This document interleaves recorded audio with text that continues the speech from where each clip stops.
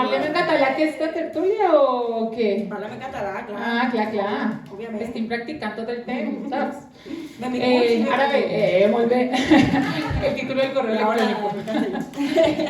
Pues esta es la primera vagada. Esta es la primera. No puedo, ya estoy ahí como medio, como andar todo el tiempo como caminando catalán. Esta es la primera vez que estamos fuera del lugar en donde habíamos estado siempre. Te agradecemos mucho al sitio en el que estábamos. Gracias, Eben. Gracias. Y el sitio en el que estamos también.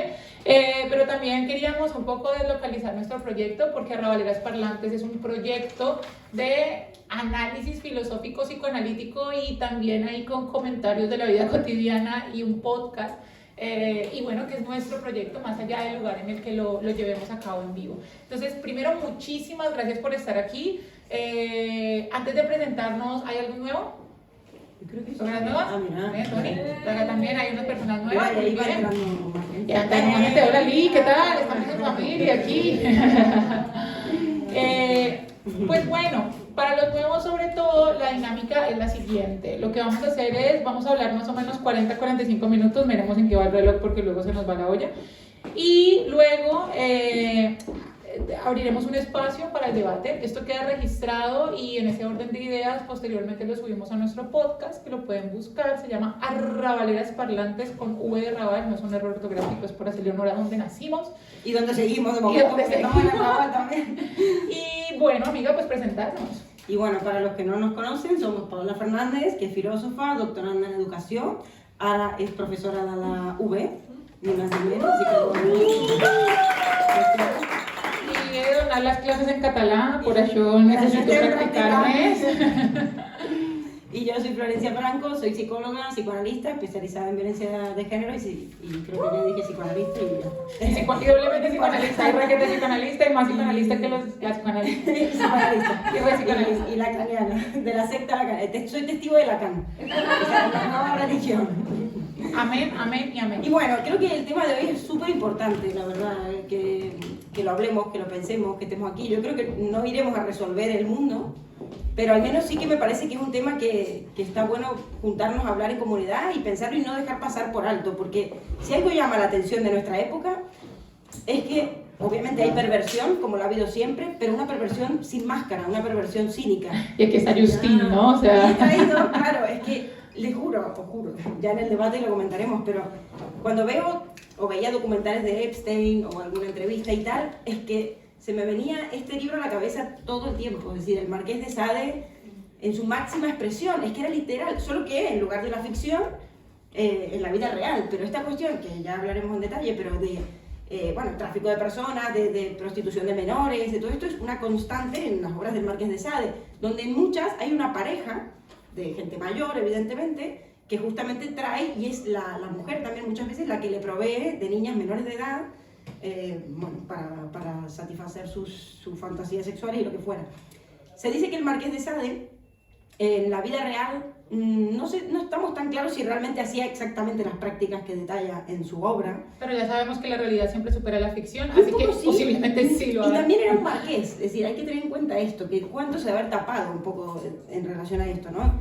Él pertenecía a la realeza, bueno, sí, a la realeza y sobre todo su pareja, Madame no sé cuánto, había una película y todo, no me acuerdo, era una Madame de Sade, pero que bueno, incluso tenía un título nobiliario mayor o de más alto nivel que él, era la que lo rescataba cuando él estaba en prisión. Hay una obra de teatro de Bergman, de hecho, que se llama Madame de Sade, y está muy bien porque refleja cómo la mujer era su cómplice principal.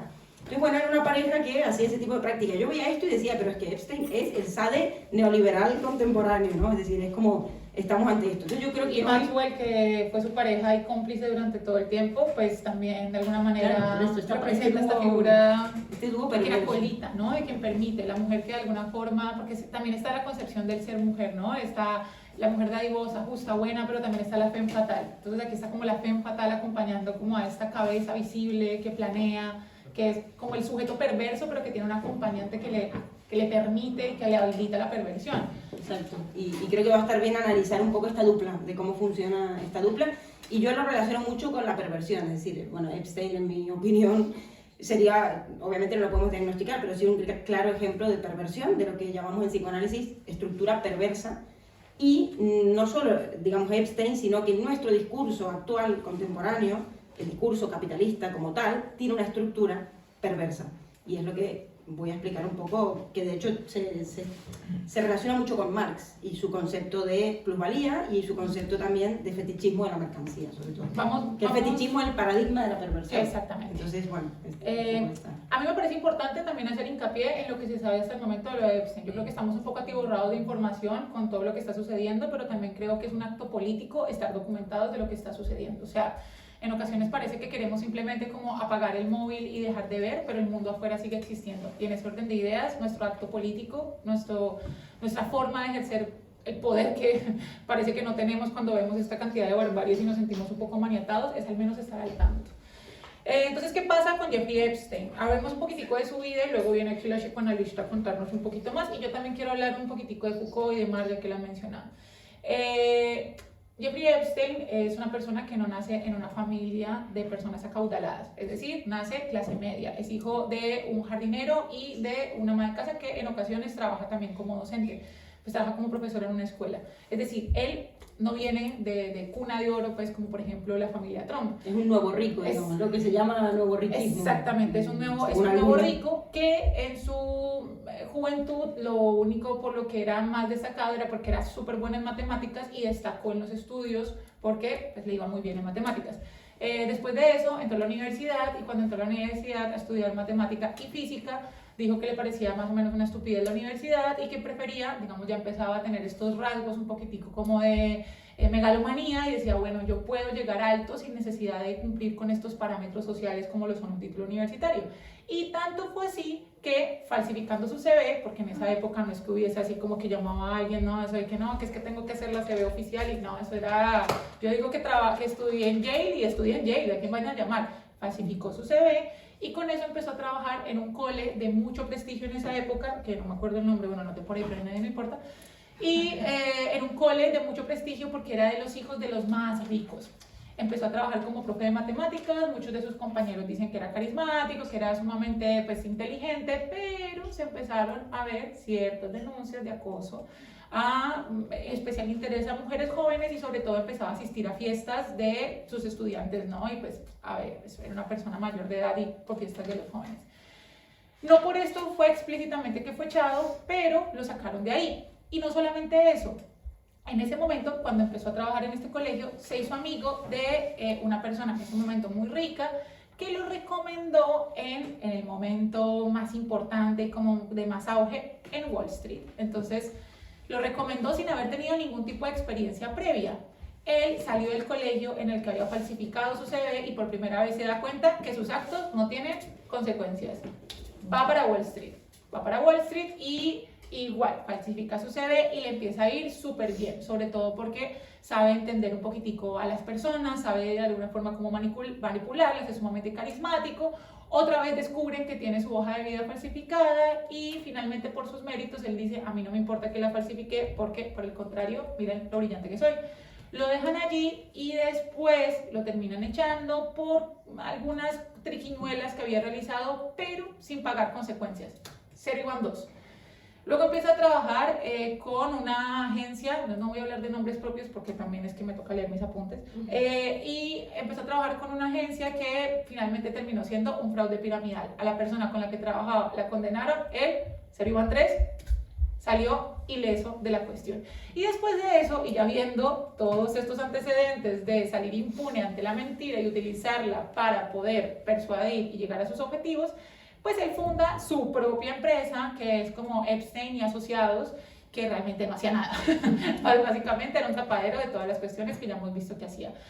A lo largo de todos los 90s, ahí es la representación de mejor que tener amigos que plata, porque empieza a relacionarse con la gente poderosa. Clinton, Trump, bueno, más adelante en su momento Elon Musk, aunque nunca fue a su isla supuestamente, pero ajá, Stephen Hawking, hasta el Dalai Lama, se cree que estos hay registros que estuvo en su isla.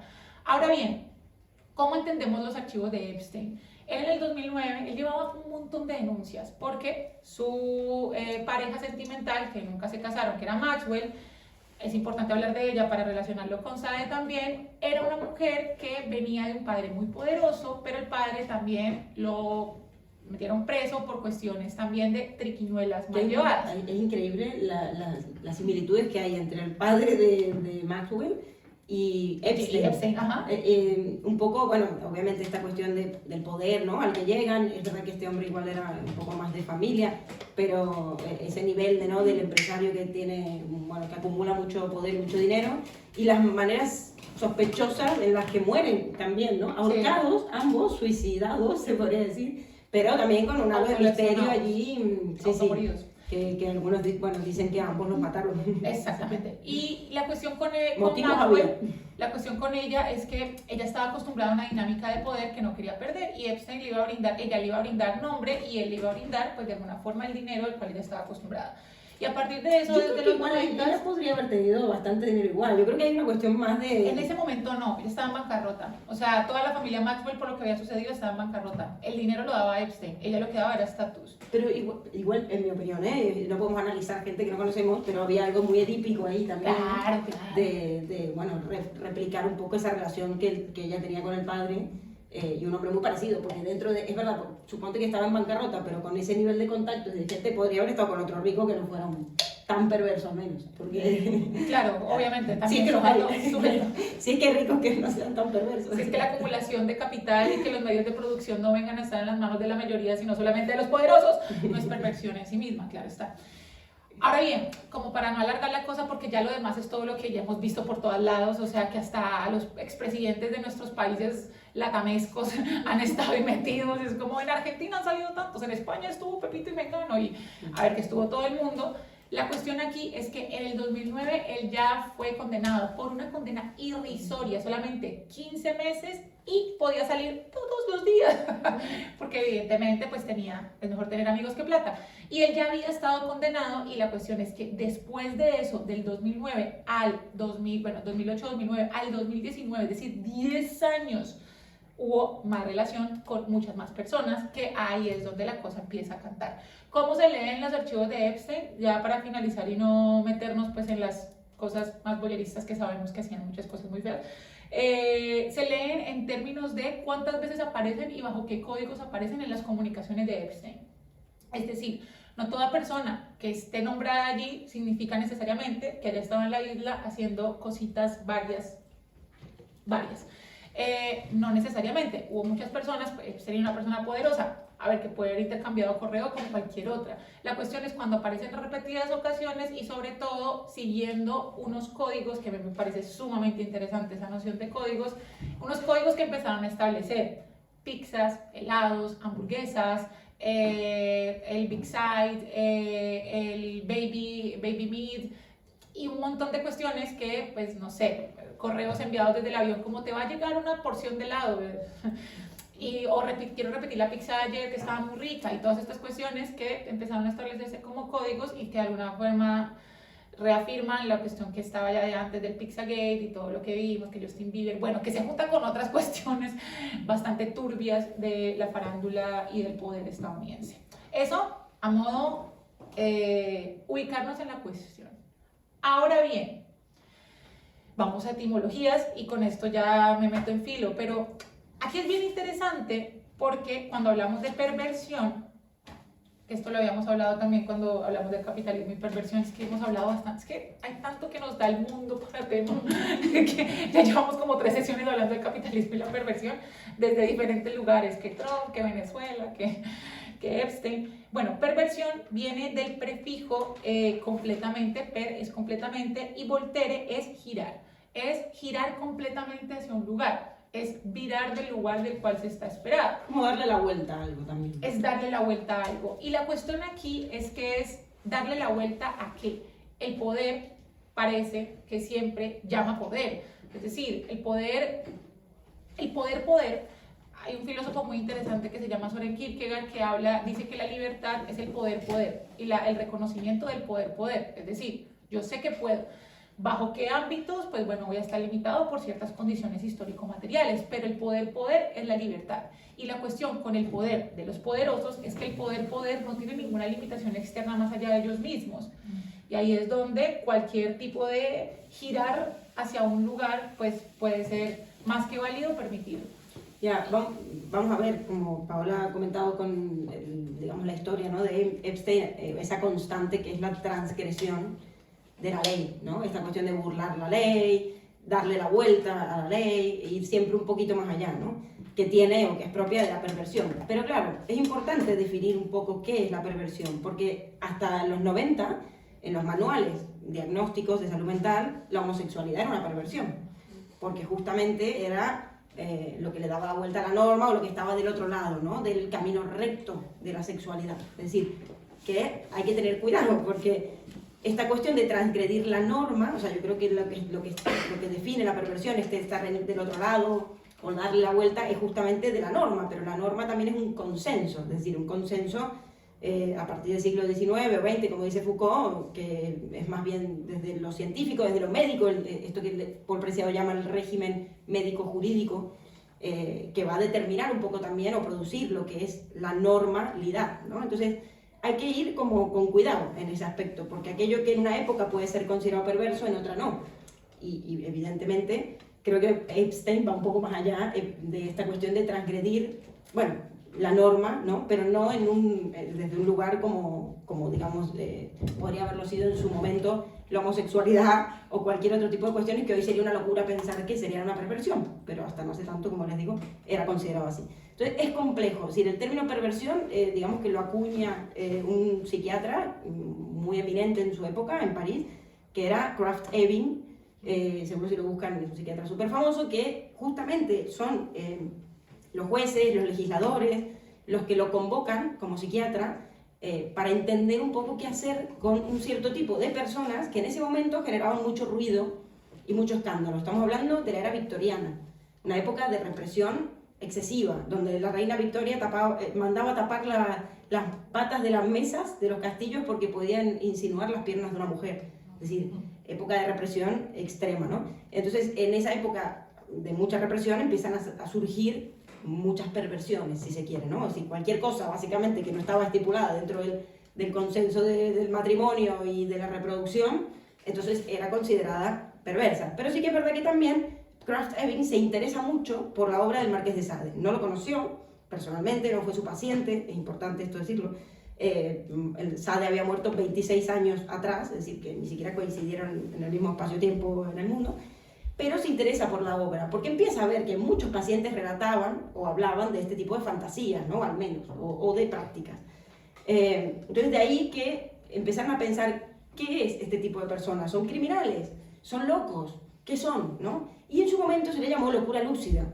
Por eso es verdad que Paola lo que decía, ¿no?, de que Epstein era, bueno, bastante astuto, ¿no?, esto de falsificar documentación, de siempre salir ileso, de relacionarse con gente súper poderosa, y bueno, hasta no hace tanto igual, le salieron bastante bien muchas jugadas, hizo súper rico, bueno, en fin, hizo lo que quiso, si se quiere, ¿no?, en ese sentido.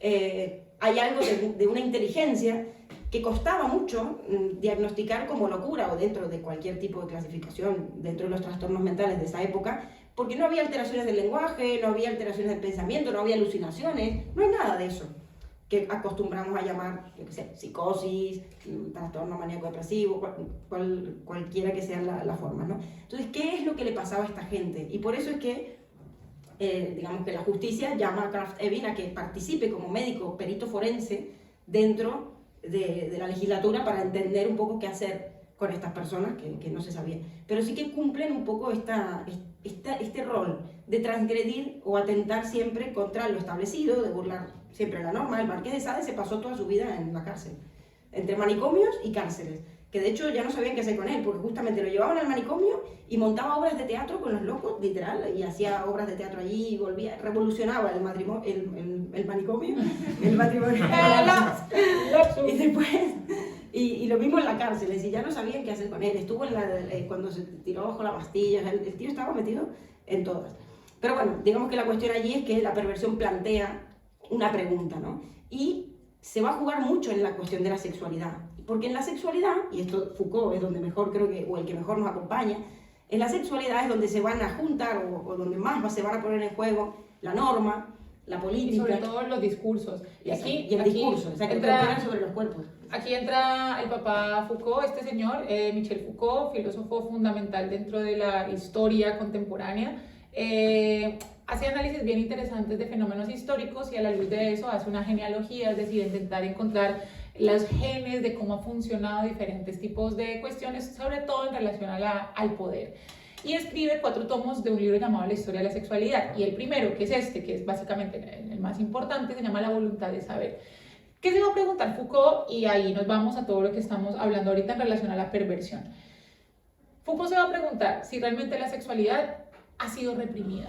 De hecho, va a criticar bastante el psicoanálisis porque según él, pues el psicoanálisis lo que ha hablado es de la sexualidad como represión y por el contrario, la sexualidad ha funcionado dentro de unas dinámicas de poder como una producción de deseo. Es decir, la sociedad, bueno, para eso me tengo que volver también para explicar ciertas cosas, pero la sociedad en vez de reprimir, como se supone que se había dicho en lo que él llama que son las ciencias de la sexualidad, como por ejemplo el psicoanálisis, lo que ha hecho es producir las formas en las que deseamos, producir las cosas que deseamos, producir la forma en que nuestro cuerpo expresa nuestra relación con el deseo, nuestra relación con la sexualidad y demás. De hecho, en este texto va a hablar de la confesión como uno de los vehículos de hacer palabra y en la medida en que se hace palabra, lo puedo organizar para poder hacerlo un discurso conveniente en un plano social. Las instituciones médicas, psiquiátricas, las instituciones educativas han funcionado finalmente más que como represivas, como quienes ordenan el deseo y producen la forma en la que se debe desear de acuerdo a la normatividad existente en los discursos. ¿Y qué es un discurso? Pues un discurso es lo que se dice correcto, lo que se dice en determinada época particular que responde a los cánones que una sociedad en particular determina como lo que se debe llevar. Ahora bien, ¿qué pasa con un personaje como Jeffrey Epstein? Y bueno, y sumado a eso, que es muy importante que ha nombrado Flor y hacerle mucho hincapié, la norma, que es aquello que se considera, la norma viene de la palabra normal, y cuando hablamos de normatizar es aquello que todos hemos considerado por cuestiones estadísticas, por cuestiones sociales y por cuestiones de dinámicas de poder, hemos considerado lo correcto, lo adecuado, lo que se debe seguir. ¿Qué va a decir Foucault? Foucault va a decir que la norma va por encima de la ley. Es decir, la ley que se supone que tiene este carácter vertical, disciplinario, de aquel que la pone y el otro que la pone, del poder que pone las normas, las reglas, las leyes, y los sujetos que las cumplen, pues uno puede llegar a incumplirla o no. Lo que no va a incumplir es la norma. Yo no voy a salir en peloto en la calle, no solamente porque, no sé, me van a meter a la cárcel o algo semejante. No, es porque hay una normatividad que pues precisamente me dice que no lo debo hacer, más allá de la ley, es lo que más importa. Ahora, ¿qué pasa? Que en la locura, que esto lo he hablado también Flor muchas veces, pues esta cuestión, estas certezas se vuelven más ciertas, ¿no? Muchas veces lo has nombrado que lo que pasa con el loco es que tiene las certezas tan arraigadas que no duda de ellas y puede llegar a decir cualquier cosa. Nosotros tenemos cierta duda de nuestras acciones. Por ejemplo, no sé, yo le pego un puño a Flor y voy a pensar, ¿será que estuvo bien? ¿Será que estuvo mal? Voy a pensarme y replantearme por qué lo que estoy haciendo aunado a una dinámica normativa.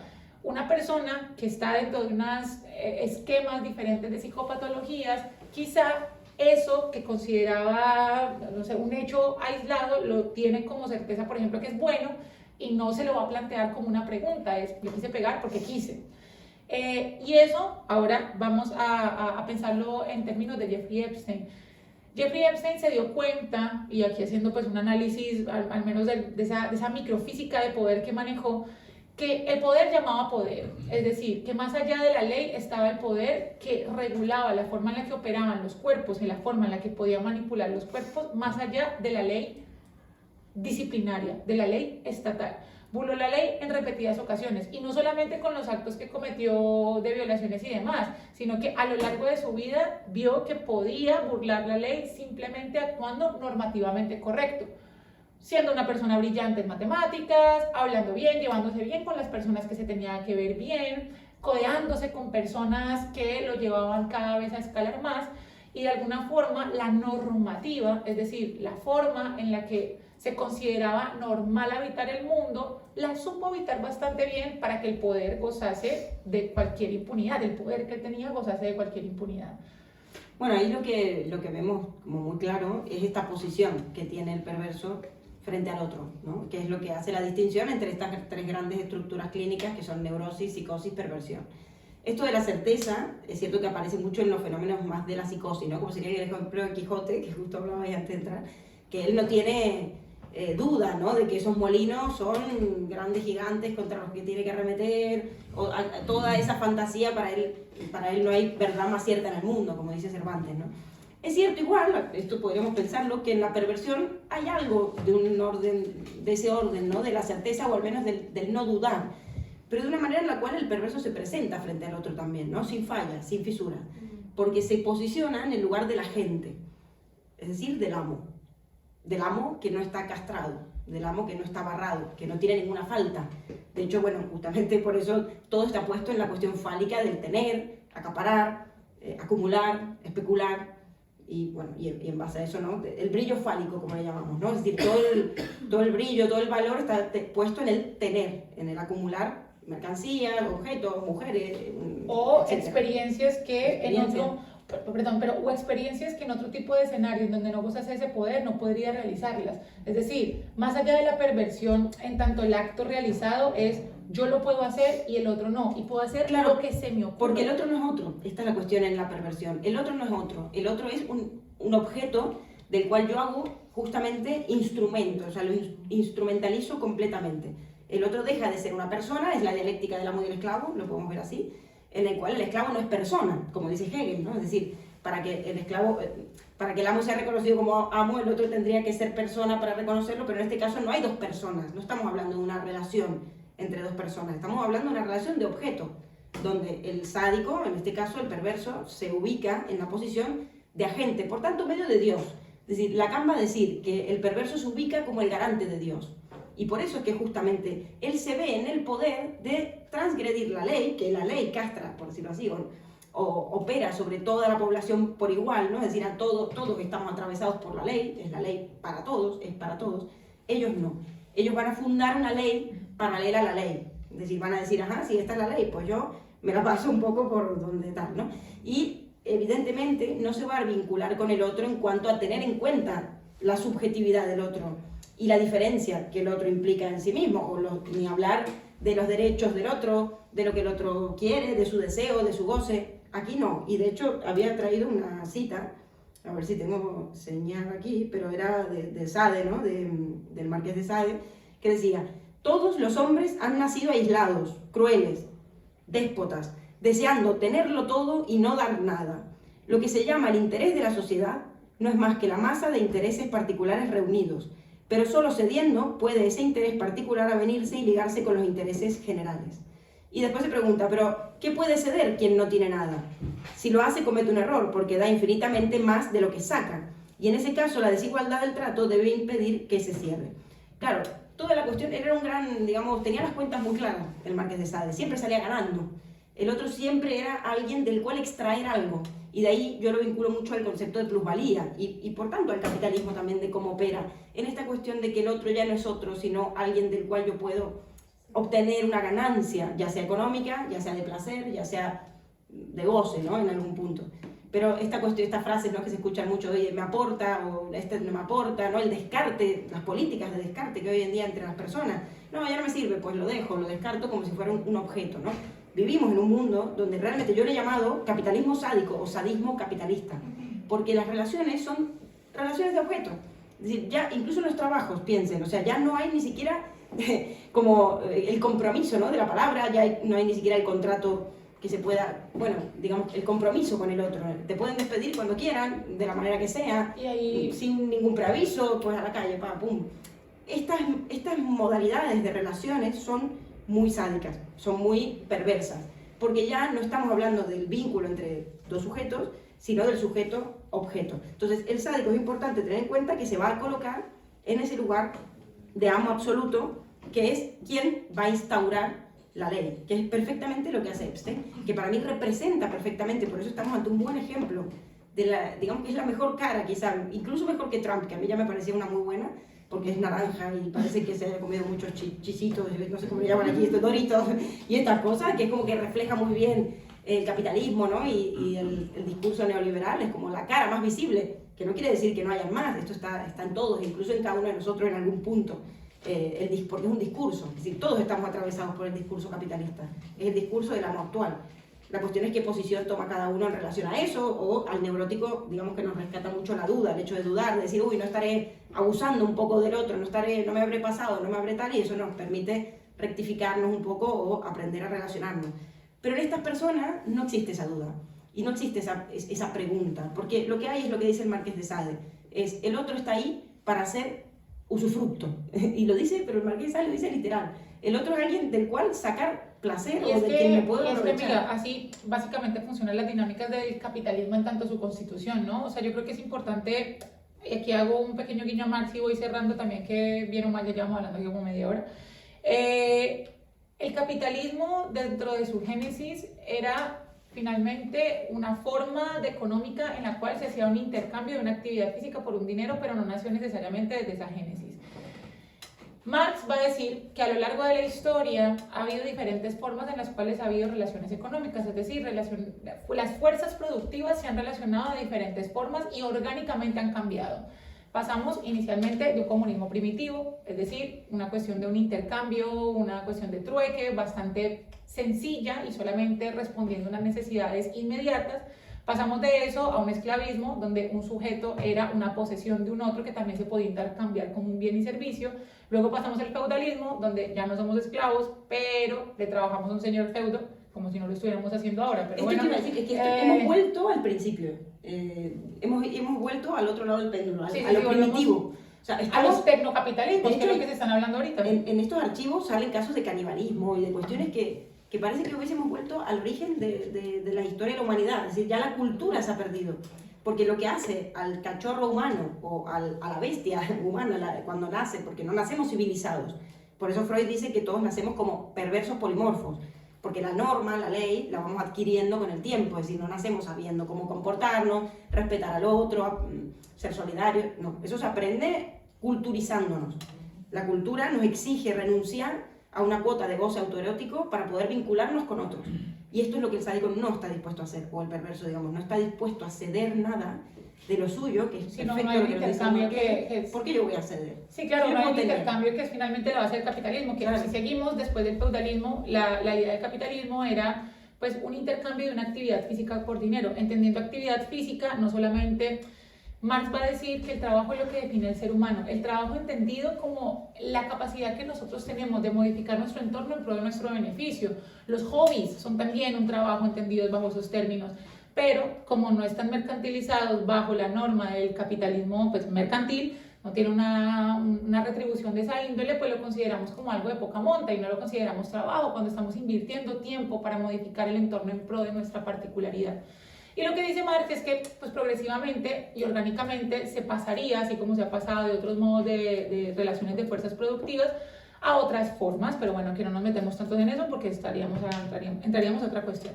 Ahora bien, ¿qué pasa? Y esto, para ir cerrando la cuestión del sadismo capitalista y del fetichismo capitalista. La forma en la que se produce capital es por medio de la plusvalía o el plusvalor. Y la plusvalía o el plusvalor simplemente es la diferencia de valor entre la ganancia obtenida por quien es dueño del medio de producción, literalmente la capacidad de hacer plata, la capacidad de hacer capital, y aquel que trabaja para él. Es decir, yo trabajo en un lugar, mi trabajo cuesta 10 euros y tú vendes mi trabajo por 50, esos 40 euros de diferencia es la plusvalía o el plusvalor.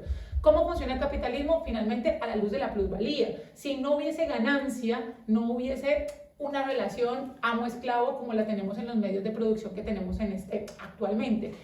Sin embargo, el capitalismo en sus orígenes vendió la idea de que el que es pobre porque quiere. Entonces, que nosotros libremente podemos hacer lo que queramos de acuerdo a nuestras facultades. Gran mentira, porque pues evidentemente tenemos un montón de condiciones histórico-materiales que van a determinar la forma en la que accedemos a la ganancia. Y la cuestión ahora es que se ha radicalizado el discurso capitalista neoliberal. El neoliberalismo es lo que acabo de decir, la idea de que somos libres y podemos ganar dinero si trabajamos mucho y nos esforzamos, hay que votar por los poderosos. Que ese discurso finalmente lo que realza es esa idea de individualidad, de yo puedo, ¿no? El you can do it, de tú puedes hacerlo y que obedece estas dinámicas productivas. Ahora bien, ¿qué pasa con este capitalismo neoliberal exacerbado que ya más bien son tecnocracias, ¿no? Que no es como un gobierno de una persona elegida, sino que son gobiernos de tecnócratas, personas con poder, personas con dinero, personas que gobiernan desde un lugar de poder y no desde un lugar democrático. Pues que la forma económica, llámese capitalismo, la forma social en la que se puede manejar una sociedad, no sé, democracia, socialismo, lo que sea, empiezan a conjugarse. Es decir, la forma de hacer dinero y la forma en la que se gobierna van a ser pues, prácticamente la misma, por un lado. Y por otro, que se exacerba esa idea de yo tengo que extraer del otro una ganancia más allá del sujeto en cuanto tal. Y eso es lo que hemos visto con personajes como Epstein. La cuestión de Epstein, Trump, todas estas personas que Elon Musk y hasta Clinton que estaba metido hasta el Dalai Lama. O sea, la cuestión de toda esta gente es que transgrede todos los límites del poder. Pueden, simplemente pueden. Es un constante ¿y por qué no? Si estoy en una posición en la cual ya no tengo nada más a lo cual acceder, ¿por qué no simplemente gozo de objetivizar al otro, gozo de hacer este plusvalía, esta plusvalor, esta ganancia, que le puedo extraer a un otro, más allá del otro, sí, como una unidad? Como un intento también de cuantificación del goce, porque la plusvalía es exactamente equivalente al concepto de plus de goce de Lacan, ¿no? Que es como esta cuestión de querer siempre gozar un poquito más. Tener un poquito más que el otro, disfrutar un poquito más, ir siempre un poco más allá. Freud tiene un texto en el que habla un poco de esto que se llama Más allá del principio de placer, que es muy bueno y lo que nos va a reflejar un poco es que en ese más allá del placer no encontramos el placer, no hay un más allá del placer. Es decir, si yo, no sé, me da placer tomarme una birra y me tomo 15, no va a ser la número 15 más placentera que la primera, al contrario, puede que termine yo qué sé, con dolor de barriga, ¿no? O con resaca al día siguiente. Por tanto, lo que dice Freud es que el más allá del placer, de ese principio de placer, normalmente es la muerte. Y esto tiene mucho que ver con Nietzsche cuando dice que el placer supremo es la muerte. La muerte es el placer supremo. Es decir, si extendemos al infinito o hacia muy adelante cualquier placer, cualquier experiencia placentera, que es respetable porque obviamente queremos sentir placer, pero si ese placer siempre queremos ese plus nos lleva siempre a algo que ya no es placentero, sino que es lo contrario, ¿no? O más bien mortífero o más bien dañino, o más bien, sí, mortífero diría. Y esta época tiene mucho de esto, ya no estamos en la época victoriana, en la que vivió el Marqués de Sade, donde había una represión absoluta, sino que nos hemos ido al lado contrario, donde hay justamente una incitación constante al placer. Todo el tiempo tenemos que estar gozando, todo el tiempo tenemos que estar siendo felices, todo el tiempo tenemos que estar en la plena satisfacción, ¿no? O sea, en fiesta, festival, no sé qué, cuánto, bueno, comprando cosas, siempre un más también, ¿no? El valor está puesto en ese más, en ese plus. Y bueno, así es como opera el poder contemporáneo. Y esta es un poco la trampa, por eso yo creo que justamente en el discurso capitalista actual está la semilla del Marqués de Sade. Es decir, Sade fue un adelantado a su época. Sade fue un gran capitalista neoliberal actual. Hubiese sido muy amigo de Epstein, de Trump, de Milley, de toda esta gente. Excelentes ideas para buenas orgías. Se adelanta a su época, total. Se adelanta a su época porque justamente en una época de represión él lo que plantea, y léanlo porque es literal, no hay metáfora. Es como, ¿por qué hay tantos penes en esta escena? Sí, ¿y por qué? Aparece un caballo. Sí, ¿Por qué no gozar? Tú eres libre de gozar, ¿no? Y también hay un hincapié muy grande puesto en la libertad. Si tú eres libre, bueno, pues goza, ¿no? O sea, eres libre de gozar. Pero hay una paradoja. Porque terminamos siendo a veces un poco esclavos de nuestro propio goce o de nuestros propios placeres. Y esto es lo que refleja muy bien el poder contemporáneo, las políticas o las técnicas de poder contemporáneo que más que reprimir, incitan o empujan u obligan hacia el placer, es que justamente nos hacen más esclavos que nunca. Y esta es la gran paradoja, es decir, o más esclavos que nunca o igual de esclavos que en la época victoriana. Pero también nos convierten o nos llevan hacia ese terreno de al final ser casi que un esclavo del propio goce, como pasa en un ejemplo extremo en una toxicomanía, donde el sujeto no puede prescindir de esa sustancia que le daba placer, ¿no? Es un esclavo casi de su propio placer. Y lo vemos todo el tiempo cuando, no sé, en redes sociales nos están vendiendo todo el tiempo cosas a la luz de las necesidades que van detectando el algoritmo que supuestamente tenemos, nos van creando la necesidad que esto ya lo diagnosticó Foucault hace un montón, que es que la cuestión con la sexualidad no es represiva. La hipótesis represiva de alguna forma se cae porque es el discurso el que produce el deseo. No se regula el deseo, no se prohíbe el deseo, se produce la forma en la que debemos desear, se produce que debemos tener. Yo estoy a punto hoy de comprarme una rutina de skincare coreana porque me apareció 80 veces en las historias. Y es anecdótico, pero es la forma en la que opera el capitalismo sobre nuestro deseo, en la forma en la que tenemos que querer, en la forma en la que tenemos que relacionarnos con nosotros, optimizar, rendir y de alguna forma ser empresarios de nosotros mismos. Y yo creo, por mi parte, para finalizar y empezar el debate, que es como que la forma de hacer aquí revolución, creería yo, es detenerse.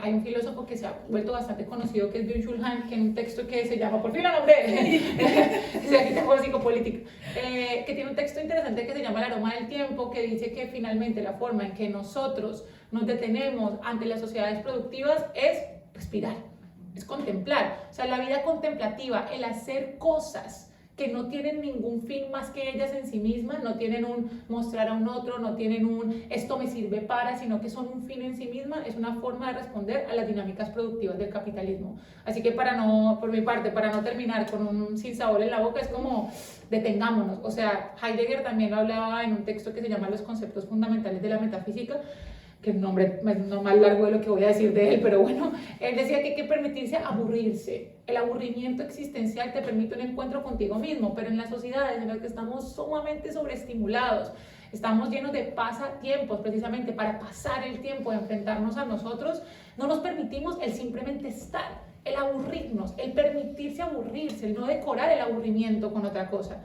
Yo creo que algo revolucionario ante estas dinámicas capitalistas que todo el tiempo te están incitando al deseo es detenerse.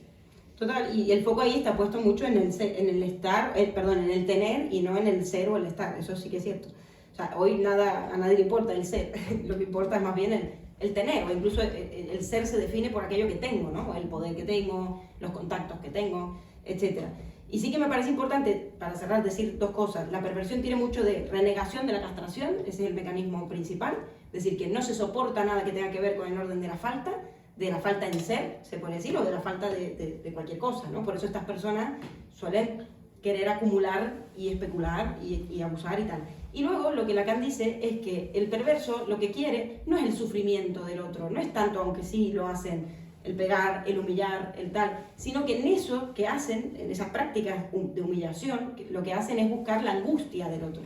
Entonces, evidentemente hay estas cuestiones que, así como Epstein, yo hoy veía el documental, abusaba de menores, de gente vulnerable, de barrios de clase media baja o baja, ¿no? Y se aprovechaba de gente como en situaciones más vulnerables.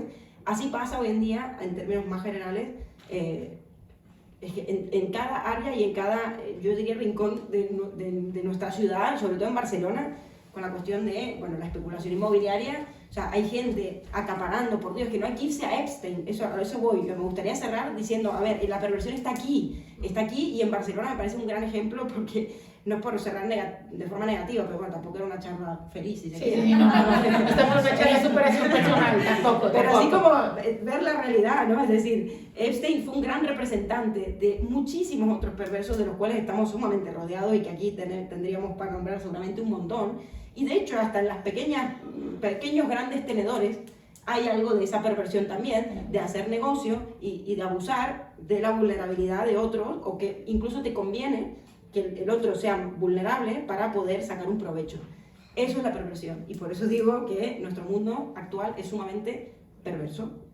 No digo que nunca ha habido esa perversión, seguramente porque en el feudalismo también había amos y esclavos, ¿no? Hemos vuelto a esa época, estamos volviendo cada vez más por la distribución de la riqueza. Es cierto que es tan irrisoria que ya estamos llegando a un punto de amos y esclavos, porque uno ya ni trabajar, esto ha salido últimamente en las noticias, ya ni trabajar te sirve para vivir dignamente, es decir, trabajamos y mucho para sobrevivir, si se quiere. Entonces ya llegado a esas circunstancias, bueno, si esto sigue hacia adelante, vamos a llegar, sí, otra vez a una especie de esclavitud contemporánea, feudalismo digital, como dice Byung-Chul Han, si no hacemos nada al respecto, porque esto no va a ir a menos y estas personas no van a decir, pues pobre gente, no, vamos a darle pisos, vamos a darle extra, no, vamos a subirles los salarios. Por supuesto que eso no va a pasar. O Entonces, claro, aquí yo creo que tenemos que, bueno, es un llamado un poco también a despertar un poco A como sociedad. marchar, y puta, salir y marchar. ¿Cómo hacemos para afuera, hacer vagas, o sea, pararse, es que, bueno, a mí me parece, sí, este es el diagnóstico, y o sea, siento que... El diagnóstico es un cáncer de una época que estamos en No, paliativos. sí, estamos en Por la pero época. y, o sea, yo sé, no vamos a acabar con el optimismo de vamos a salir a cambiar el mundo, está bastante jodido, vamos a ver qué hacemos al respecto, pero la cuestión es, pues, pucha, a veces cuando vemos esto nos da una impotencia, evidentemente está, que no podemos ir a tocarle la puerta a Donald Trump y decirle, señor, por favor, dejas de tratar mal a solo latinoamericanos, gracias, no, pero de alguna manera nuestras prácticas cotidianas, nuestras formas de relacionarnos con el otro, es decir, no es la solución, o sea, no podemos virar las soluciones a los sujetos y los ciudadanos de a pie cuando finalmente están en estas grandes dinámicas de poder, en estos grandes mecanismos de poder. Sin embargo, sí creo que algo de la particularidad hay de cambio, es decir, que todo acto personal es político, que ayer, no sé, hubo marchas para que los educadores tuviesen ciertos tratos decentes, pues que salgamos a marchar, que eso esté en nuestras palabras, en nuestros diálogos. Igual, y no solo ese en el mundo, ese tipo de revolución. No solo ese tipo de revolución, yo creo que también hay algo de él dejar de admirar e idealizar tanto a la gente que tiene tanto poder, ¿no? Porque vemos una de estas personas que vienen en yate o vienen yo qué sé, en jet privado y debe ser alguien importante, ¿no? Bueno, igual es un perverso también, ¿no? Es decir, que tengámoslo en cuenta. Importante, pero perverso.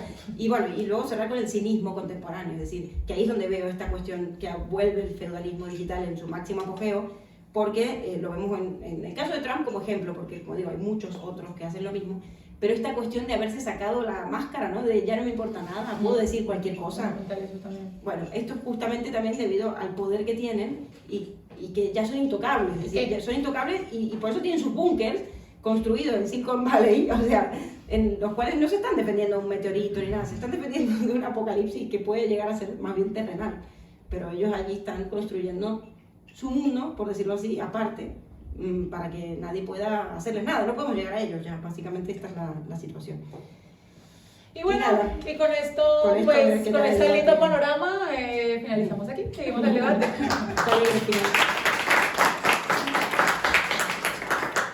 Hay que tomar los medios de producción, como diría Papito Marx.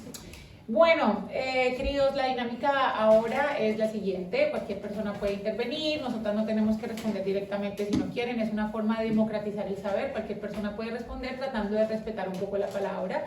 Y pues que sepan, un disclaimer, que pues esto será subido a redes sociales, pues, a nuestro podcast, y pues nada, pues que su voz estará registrada. Las mamás, soy famoso en este podcast, que lo escuchan las mamás de Barcelona para el mundo. Las podcasters. ¿Quién quiere romper el hielo? Cuéntame más de Byung-Chul Han. Venga. Estaba esperando toda la charla. No, a ver, es que Byung-Chul Han es un filósofo contemporáneo, surcoreano, nacionalizado alemán, pero a ver, que lo que él hace realmente es hacer unas muy buenas citas de Foucault y Heidegger y hacer un análisis de la época.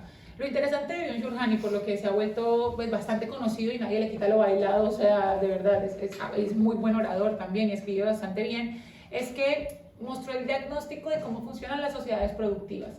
Es decir, nosotros antes estábamos en relación con un amo que nos dominaba y ahora estamos en una relación con un amo que nos hemos tragado.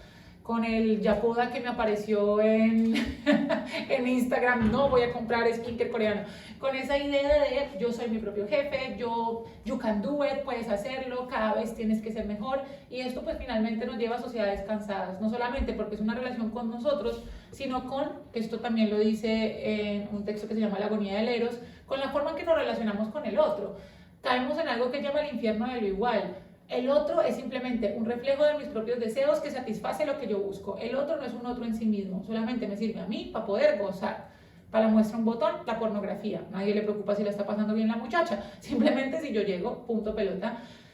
Así funciona nuestra relación con los otros dentro de las dinámicas mercantiles. Y bueno, que dice un montón de cosas más interesantes. Y este libro, que justo lo tiene aquí, la psicopolítica, es un concepto también que me parece bastante como contemporáneo y interesante. Porque claro, lo retoma un poco del concepto del biopoder de Foucault y cómo el poder operaba sobre el cuerpo. Pero claro, hoy hemos ido un poquito más allá y el poder opera sobre la psique, sobre la subjetividad, sobre aquello que mueve al cuerpo.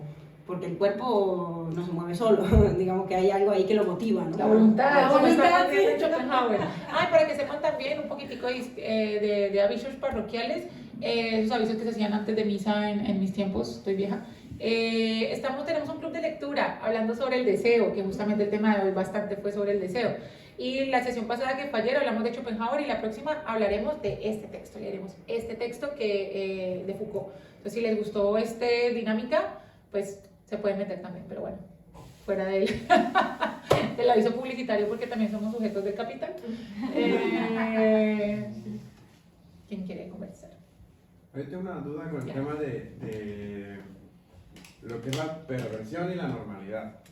O sea, no sé si tal vez no entendí el concepto bien aterrizado, puede que hable desde el desconocimiento. A ver, yo ahorita entendí que algo perverso es que lo que le da la vuelta a lo que es normal, por ejemplo, que dijiste de la homosexualidad. Si en su momento ser homosexual era como muy, algo como muy malo, era porque rompía la normalidad de lo que era común. En esta idea de normalidad, ¿qué define qué es lo que se convierte en normal? Total, bueno, es que es Porque muy buena pregunta. eso, por ejemplo, no sé ahorita, o sea, no sé si se puede ver como numéricamente hablando. O sea, si ahorita el 51% de la población mundial tiene Instagram y TikTok, eso se vuelve normal, y el que no tiene TikTok es un perverso. Claro, quizás no, será raro, será raro, Sí. será una persona vista como Normal. o anormal. Porque sale como de la normalidad en ese momento. O sea, Claro. Pero la perversión tiene otro esquema psíquico para operar, ¿no?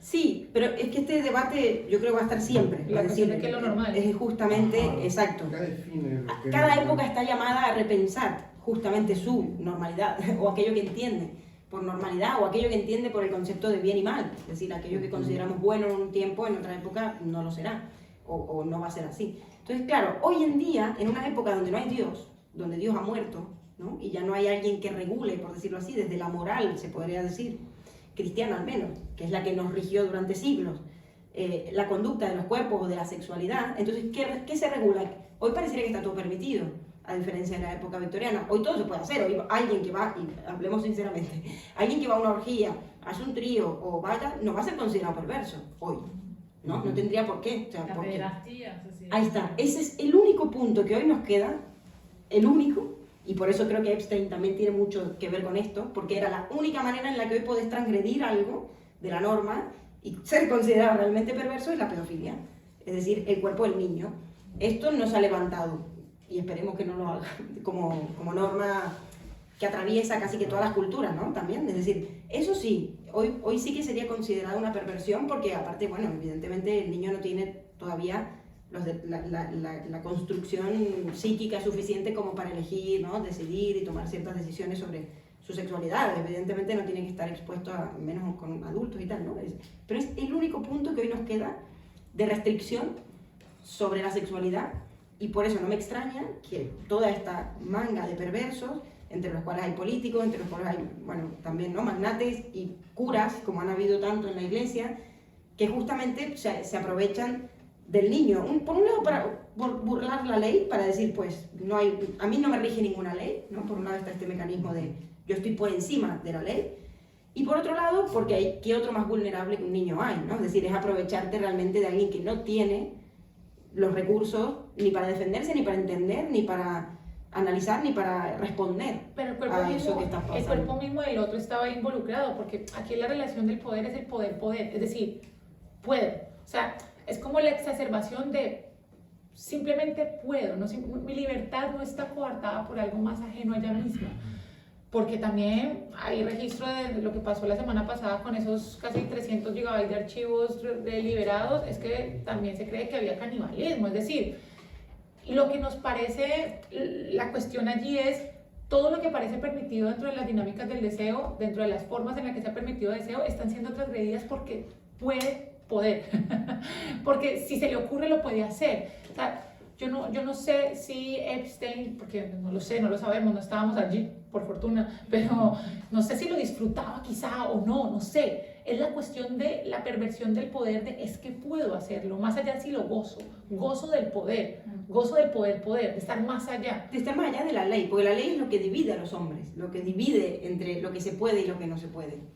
Entre lo que nos divide la ley, realmente nos corta, por decirlo así, ¿no? Hay algo que se puede y algo que no se puede.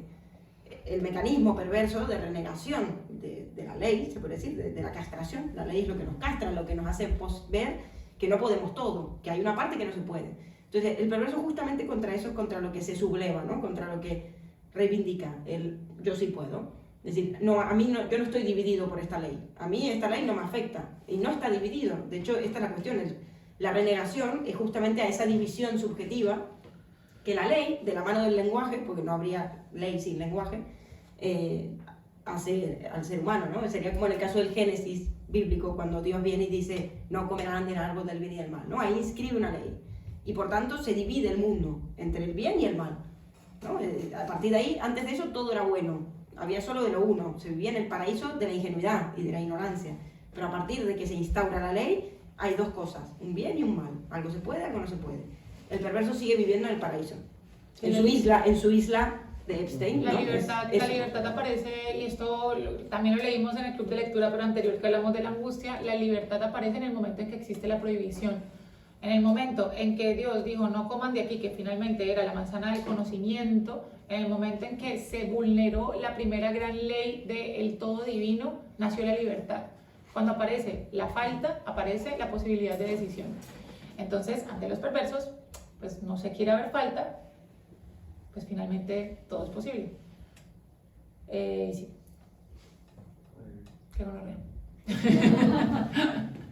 ¿Quién más quiere hablar? Y luego, siguiendo con esto, luego está el otro extremo, que puede ser similar, depende de cómo se vea, de también de gente que dijo cosas que en su tiempo pues no eran aceptadas y pues igual pensaban que también eran con esta categoría, ¿no? Por ejemplo, Hipatia de Alejandría, ¿no? Que la mataron también por ir un poco más allá de su época. Giordano Bruno, igual, que fue en contra de la Iglesia, ¿no? Diciendo que la Tierra igual no era el centro del universo, ¿no? Y seguramente en esa época, en esa cultura, esta gente eran unos perversos, iban en contra de toda la norma, todo lo normal de esa época, pero sobre todo iban en contra del poder. Y estaba haciendo daño al poder, esta gente de alguna manera, ¿no? Porque estaba sacándolos del trono y rompiendo su argumento, que es lo que le daba la fuerza, ¿no? Sí, lo interesante es que, claro, bajo esto uno puede pensar, no, claro, que tal que Epstein en el futuro se vea como una altruista, pero la cuestión es que justo lo que acabaste, lo que dijiste al final, de alguna manera iban más que en contra de lo establecido, estaban chinchando con algo que estaba más allá de ellos, con la verdad, con estar en búsqueda de la verdad. Epstein, ¿no? Epstein, pues, ha favorecido a los poderosos, digamos, esa forma de perpetuar el poder no obedece a estos grandes mártires de la historia, como Hipatia de Alejandría, como Giordano Bruno y demás, que finalmente en nombre del conocimiento han muerto y precisamente en contra de lo establecido. Un Epstein antes finalmente es fruto de lo establecido. Epstein es un síntoma de esta época. Totalmente. Pero sí, porque claro, después va a decir, no, es que Epstein era un mártir. No. que no. Alex. Pues, la verdad es que reflexionando sobre este tema es como que te quedas muy impotente, ¿no? Porque te das cuenta que a lo largo de la historia, como decías, ¿no? Se puede empezar a nombrar y no hace falta irse muy lejos. En el siglo XX ya hemos tenido a los nazis, ¿no? Y recomiendo aquí la película de Nuremberg, porque se puede ver perfectamente un claro ejemplo de lo que es la perversión y lo que es ya el carácter grotesco, ¿no? Que yo lo veo como una caída libre hacia arriba, hacia lo que ellos consideran que es ir hacia arriba, que es una caída libre hacia el poder, ¿no? Y yo me lo imagino como una caída libre, que es cuando alguien se deja caer por la escotilla de un avión y se le deforma la cara y se le queda un rostro totalmente grotesco. Pues esto es lo que realmente son personajes totalmente grotescos, ¿no? No cabe ninguna duda, ¿no? Y claro, y por otro lado ellos también se crecen ante la sensación que tienen los demás de que infunden respeto, de que les tienen miedo y de que como además se va a hablar de ellos, pues si se puede, que se hable mal, y si no se puede, pues que se hable bien. Es decir, la propaganda nunca es una propaganda no hay propaganda negativa, todo es propaganda. Y entonces es como que ellos, a eso les alimenta, les nutre el ego, les nutre esa parte grotesca que ellos tienen. Y claro, ante eso, y hemos visto que se sucede a lo largo de la historia de la humanidad, yo lo que entiendo es que esto no es que esas personas son malas, sino que son erróneas. Son erróneas. Y habría, creo, que como antídoto ante este tipo de personas, deberíamos tener una forma irreverente. Así como ellos son perversos y van en contra del verso, así como divertirse es salirse del verso, divertirse es te sales del curso, pervertirse es vas en contra de lo que es el curso, pues nosotros deberíamos, quizá de una manera irreverente, no verlo como algo malo, porque les alimenta, sino como si fuese un error. Como cuando un cáncer, tú no te indignas por el cáncer, lo ves algo que se acelera exponencialmente y que justamente por esa aceleración realmente ellos no consiguen verse a sí mismos, sino que se enajenan y ven simplemente pues la velocidad del placer llevado al extremo, ¿no? El placer que consiste pues en simplemente hacer lo que les apetece, en esa caída libre hacia lo que ellos consideran hacia arriba. Pero si los viésemos como un error y si nos permitiésemos decir, no, tú no eres una persona mala, eres una persona grotesca, eres un error, pues te vamos a tratar caricaturísticamente. Evidentemente con justicia de castigarles, pero sin que nos infunda ni respeto, porque no tienen ni el más mínimo respeto. Sin que nos infunda miedo, sino simplemente tratar de cancelar. Un error que se tiene que hacer, cancelarlo. Pues yo creo que habría que cancelar como mínimo en que estas personas, las mediáticas, las dejásemos de ver como alguien que siempre estuviesen en boca de. Si las caricaturizásemos y les hiciésemos un meme con aspecto grotesco y aspecto ridículo, yo creo que les infundiría más rabia que nosotros les perdiésemos ese respeto que ellos se creen que tienen, porque además hay un síndrome, que es el síndrome de que hay personas que no se creen que tienen la verdad, sino que son la verdad, que no se creen que pueden estar equivocados, sino que consideren que es imposible que lo estén. Entonces, simplemente dando argumentos en que lo que le están haciendo mal, no les va a afectar, porque ellos saben que no están equivocados, saben que ellos son la verdad. Pero en cambio, si nos los tomásemos menos en serio, que es complicado, porque claro, esto es decirlo, pero ¿cómo lo pones eso en práctica, ¿no? ¿Cómo conseguimos tener una... O sea, mi pregunta es, primera, en realidad tengo dos preguntas. Todas estas reflexiones es para llegar a dos preguntas. La primera, me pregunto si estas personas en algún momento intentan reconciliarse consigo mismo cuando ven el fin de sus días. Es decir, esta es una pregunta para vosotras. ¿Qué consideráis que tienen estas personas en la cabeza cuando se les acerca el momento de que de serlo todo dejan de ser nada, desaparecen? Hostia, yo me pregunto, quizá por esa velocidad y esa aceleración es que nunca llegarán a esta consideración de que se acaban y que van siempre por inercia hasta que se acaban, pero no son conscientes. Esta es una pregunta. Y la otra pregunta no me acuerdo, pero bueno, básicamente... Si quieres vamos respondiendo a esta y si te acuerdas la dices. Sí. Pero de hecho esto que decías de la muerte, si les llega ese momento de repensar lo que han hecho, que honestamente lo dudo, pero de hecho no piensan ni siquiera en la muerte. La muerte también es esa primera, entre comillas, ley que nos atraviesa toda, el hecho de saber que vamos a morir, ¿no? Como la única gran verdad, este micro es súper potente, la única gran verdad que no hay duda, ¿no? Que vamos a morir. Y ahora fíjense que en Silicon Valley y un montón de magnates lo que están haciendo es luchar contra la muerte. Es que no hay nada más perverso que eso. Luchar contra la muerte en el sentido de querer alargar la vida por medio de un montón de técnicas, ya sea de rejuvenecimiento, de, no sé, quirúrgica, de congelamiento, de lo que sea. Pero justamente imagínense el punto de querer eliminar la muerte de la esfera humana. O sea, no hay nada más perverso que eso. O alargar la vida. ¿Para qué quieren alargar tanto la vida? Es que no entiendo. No leyeron Los Inmortales de Borges. Claro, ¿Qué pasa con los inmortales? Y después, lo que decías de si son... Me gustó lo de lo grotesco. Yo creo que sí, que efectivamente es porque ya no están atravesados por la cultura. Ya no son seres culturales, ya son seres animales casi. Pero animales en el mal sentido, animales atrofiados, porque son humanos. Ojalá pudieran ser animales, viviríamos más tranquilos, pero no. Son animales enfermos, de alguna manera.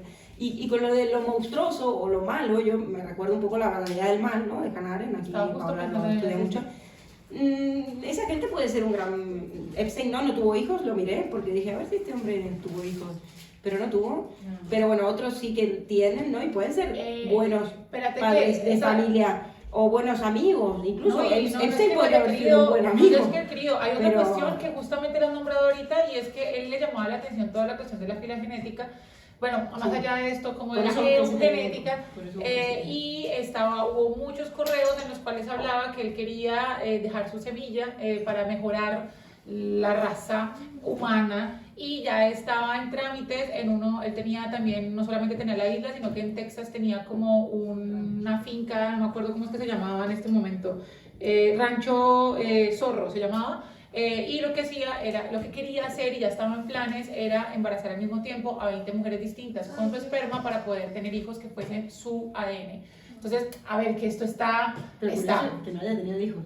No, porque lo planeaba no desde el lugar de quiero tener hijos para cuidarlo, lo que quiero hacer es mejorar el ADN de la humanidad, que esto también va de la mano, muchos discursos que precisamente lo interesante es esto, no es que esto sea un discurso nazi, no, o sea, cuando ponemos, eso lo hablábamos el otro día, cuando ponemos a un Hitler como malo de la película o el nazismo como lo malo de la película, son síntomas de las épocas, los sujetos que nos han dirigido y finalmente la forma en la que se ha desenvuelto la historia son el resultado de las dinámicas que orgánicamente se dan en el biopoder. Es decir, son el resultado de la gente que piensa así. Por eso es revolucionario, aun cuando obviamente los poderosos son los que hay que tomarnos los medios de producción, pero es revolucionario cambiar nosotros dentro de la particularidad, porque finalmente los poderosos son fruto de un sistema que los perpetúa. Si cambiamos nosotros, suena muy hippie, pero de verdad, si cambiamos nosotros, cambia el mundo. Sé que suena muy hippie. Sí, pero cambiar el mundo, ahora les doy la palabra al querido Gerard, Lidia, y no sé si Alex otra vez. Cambiar el mundo igual con pequeñas acciones cotidianas, es decir, hoy se cree que para cambiar el mundo hay que enviar un cohete a Marte. Exacto. Y fíjense qué absurdo y qué perversión también, hablo de Elon Musk en este caso, de pretender conquistar un planeta cuando el nuestro se está cayendo abajo, es decir, cuando acá hay un montón de cosas que hacer, ¿no? Es decir, podría ser un poco más útil en ese sentido y poner su energía en algo más sensato, pero no, quieren ir a Marte, ¿no? Esta cuestión de irse afuera, o sea, es como, bueno. ¿Por qué quieren estar solos? O sea, porque quieren ir contra lo imposible, no quieren que haya un imposible, la muerte, la falta, el deseo, el vacío, la contemplación, nada de eso pueden soportar. Ellos quieren burlar justamente todo tipo de límite humano. Esta es la cuestión, que no haya límite, ni a nivel del tener, pueden acumular y ser trillonarios, ni a nivel de justamente abusar de cualquier tipo de otras personas, de menores o de lo que fuera. Es decir, no hay límite. La cuestión es que no haya límite en la existencia humana. Pero el límite tiene una función también. Es decir, el hecho de que haya límite, que haya una ley, que haya la muerte, tiene una función, que es la de incluso facilitar el deseo. Por eso hoy en día hay una enfermedad del deseo también, a nivel general, ¿no? Hay mucho goce, muchos placeres, pero no hay que confundir eso con el desear o la felicidad o el bienestar, claro. Lidia, que no ha hablado, y ahí vamos a Gerard y Alex, que ya sí, me ha quedado claro cómo intervenir como colectivo, ¿no? O sea, en contra de este síntoma del que hablamos, pero si yo me encontrara con un perverso, o sea, que si me encontrara con este hombre, ¿no? Y quisiera ser mi amiguito, ¿qué manera tendría yo de hacerle daño como individuo? O sea, aparte de matar. La ley del talión, ¿no? Ojo por ojo, diente por diente. Mira que, a ver, yo de pronto aquí tengo una postura un poco más controversial, en tanto que justicia por mano propia implica que finalmente todos obedezcamos a la voluntad particular y a lo que consideramos justo.